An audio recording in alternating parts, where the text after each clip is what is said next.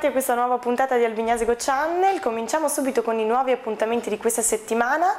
Sabato 18 luglio ci sarà l'apertura della 14ª festa della Trebbiatura e antichi mestieri in Villa Obizie ad Albignasico, dalle ore 21 con la compagnia teatrale C'era C'è ed il gruppo musicale Musica E, che presenteranno Tradition che Passion. Domenica 19 luglio continua la festa con la parata dei trattori d'epoca e la Trebbiatura in Piazza del Donatore. Sabato 18 luglio per i più piccini si terrà la notte sotto un tetto di stelle nel parco di Sant'Agostino di Albignasico in via Modigliani, per passare una notte estiva in tenda con i vostri piccoli.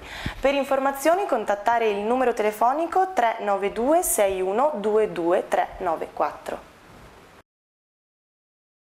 Continua il progetto di attività motoria Tai Chi Chuan, organizzato dall'assessore allo sport Gregory Bottin, che si svolgerà ogni lunedì fino al 14 settembre dalle ore 18:30 alle ore 20 presso il parco di Villa Obizi, il parco della Casa delle Associazioni e il parco di via Quasimodo a San Tommaso.